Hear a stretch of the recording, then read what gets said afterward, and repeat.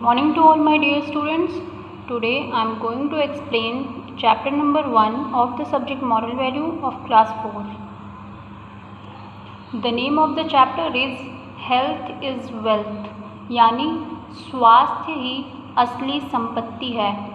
Health means स्वास्थ्य, wealth means संपत्ति. To keep healthy we must do exercise. Underline the word healthy, यानी स्वस्थ, exercise यानी व्यायाम.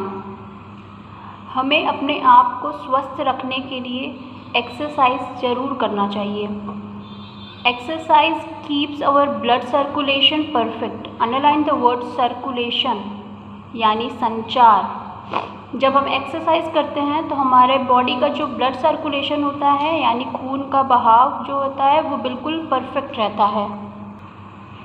It also keeps us in good shape. Exercising is also enjoyable. Underline the word enjoyable, यानी आनंददायक. Exercise करने से ना सिर्फ हमारा बॉडी का शेप जो है वो अच्छा रहता है, ये हमें आनंद भी प्रदान करता है. यानी जब हम एक्सरसाइज करते हैं तो हमारा मन खुश भी रहता है. Now we know why the PT period is compulsory in school every week. Underline the word compulsory, यानी आवश्यक. और अब हमें ये समझ में आ जाना चाहिए कि हमारे स्कूल में पीटी पीरियड कंपलसरी क्यों होता है. But this habit of exercising must not be given up as we grow older.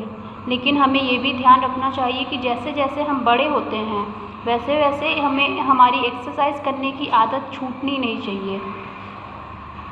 Walking is a very good form of exercise. Walking यानी टहलना, चलना, ये एक्सरसाइज करने का बहुत ही अच्छा तरीका है. Yoga is an excellent activity good for both the body and mind. Underline the word excellent, यानी सबसे अच्छा. योगा करना हमारे बॉडी और हमारे दिमाग, हमारे शरीर और हमारे दिमाग दोनों के लिए बहुत ही अच्छी एक्टिविटी है. Some schools conduct yoga classes for their students. Underline the word conduct, यानी आयोजित करना. कुछ स्कूल जो होते हैं वो अपने स्टूडेंट्स के लिए योगा क्लासेस भी कंडक्ट करवाते हैं. Games like football, hockey, badminton, running races and skipping helps us to be fit. कुछ गेम्स जैसे कि फुटबॉल, हॉकी, बैडमिंटन, रेस करना, स्किपिंग यानी कूदना, ये सब क्या करते हैं, हमारी बॉडी को फिट रखने में मदद करते हैं. Even simple physical exercise of the PT period help the body to keep fit. Underline the word physical, यानी शारीरिक. आपको पता होना चाहिए कि हमारे स्कूल में जो PT पीरियड होता है उसका एक सिंपल सा यानी साधारण जो फिज़िकल एक्सरसाइज होता है वो भी हमारे बॉडी को फिट रखने में बहुत मदद करता है. Cycling and swimming in the same way are very good. और इसी तरीके से साइकिलिंग यानी साइकिल चलाना और स्विमिंग यानी तैरना, तैराकी जो है, ये भी बहुत ही अच्छे तरीके हैं हमारी बॉडी को फिट रखने के लिए. There are actually a host of activities to choose from and of course they are also fun when done in the company of friends. वास्तव में इन एक्सरसाइजेज या फिर एक्टिविटी को चूज़ करने के लिए एक होस्ट होता है और ये एक्टिविटी करना और भी मज़ेदार हो जाता है जब हम अपने फ्रेंड्स के साथ ये एक्टिविटीज़ करते हैं. Peter was an intelligent 10-year-old boy. Underline the word intelligent, यानी बुद्धिमान. His parents praised him for his behavior at home. Underline the word behavior, यानी व्यवहार. His teachers praised him for his hard work at school. So he should have been a happy boy. But he was not. He was often sad that he had never won any prizes on the sports day. Underline the word praised, यानी तारीफ़ें करना, तारीफ़ें करते थे.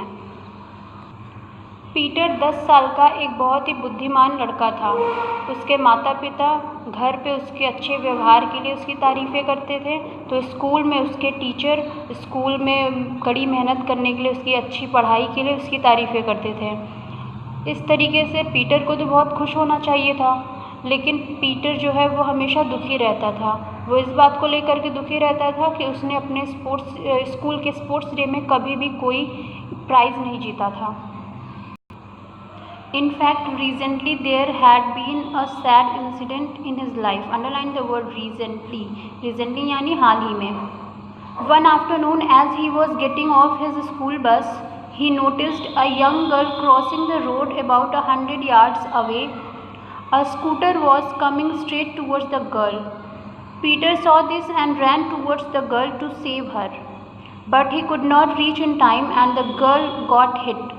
Fortunate, underline the word fortunate, the injury was minor and the girl recovered soon. But Peter was upset. Fortunate यानी भाग्यशाली, recovered यानी जल्द ही अपने घाव को पूरा कर लेना या फिर अपने उसको जो हर्ट हुआ था उसको जल्दी ही उसने रिकवर कर लिया। एक दिन दोपहर में पीटर जब अपने स्कूल बस से उतर रहा था तभी उसने देखा उसके स्कूल बस से 100 यार्ड्स की दूरी पे एक लड़की जो थी वो सड़क क्रॉस कर रही थी और तभी उस सामने से ही एक स्कूटर वाला आ रहा होता है उसकी तरफ, जो कि उसे हिट कर देता है। यानी वो लड़की गिर जाती है, उसे चोट लग जाती है। पीटर उसको देख करके उसकी तरफ भागता है उसे बचाने के लिए, लेकिन वो नहीं बचा पाता है। लेकिन भाग्य से वो लड़की जो रहती है उसे हल्की फुल्की चोट आई होती है जिसको कि वो जल्दी ही रिकवर कर लेती है। इसके बाद वो तो जल्दी रिकवर कर लेती है लेकिन पीटर जो रहता है वो अभी भी अपसेट रहता है। From that day his conscience nagged him constantly. What is so great about coming first in class? What is the value of mother praising you for your neatness? You could not even save that little girl. Underline the word conscience. Conscience यानी अंतर्मन. Underline the word constantly यानी लगातार. उसी दिन से Peter का जो अंतर्मन था वो उसे लगातार कोस रहा था, झकझोर रहा था। वो अपने आप में सोच रहा था कि अपने क्लास में हमेशा फर्स्ट आने का क्या मतलब है। अगर तुम्हारी स्वच्छता के लिए, साफ़ सफाई के लिए अगर तुम्हारी मम्मी तुम्हारी प्रशंसा कर रही है तो उसका क्या मतलब है। तुम तो एक छोटी सी बच्ची को बचा भी नहीं पाए। ऐसा वो पीटर अपने मन में सोच रहा था। Peter new the reason for this. He was not physically active. He hated PT classes. Exercising was a waste of time for him. He thought studying or watching TV was a better way to pass time. Hence, he could not run fast and had no stamina. That is why he could not save that girl. Suppose his younger brother needed such help in the future and he could not provide it. The thought was frightening. Peter जानता था कि इसके पीछे कारण क्या है कि वो उस छोटी बच्ची को नहीं बचा सका, क्योंकि पीटर जो था वो पीटी क्लासेस से नफ़रत करता था, उसे बिल्कुल नहीं पसंद था।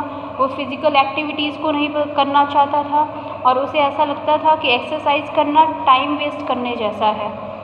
उसे लगता था कि पढ़ना और टीवी देखना सबसे अच्छा तरीका है अपना टाइम पास करने का, और इसलिए वो ना तो दौड़ पाता था और ना ही उसका स्टैमिना अच्छा था।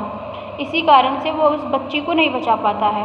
और अब पीटर जो है उसके दिमाग में ये थॉट आ रहे थे और उसे डरा रहे थे कि अगर भविष्य में उसके छोटे भाई को ऐसी ज़रूरत पड़ी तो वो क्या करेगा, क्या वो उसे वो हेल्प दे पाएगा। Peter discussed the problem with his mother. She advised him to start exercising regularly. She also told him to join the local swimming club and to speak to his PT teacher as well. He received help from others. He showed his own dedication too.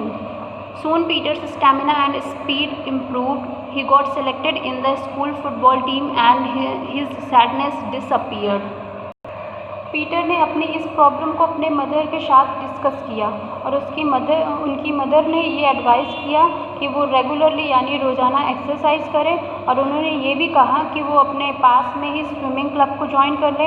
इसके अलावा वो अपने PT teacher से बात करें, और इसमें उसने और दूसरों की भी हेल्प ली।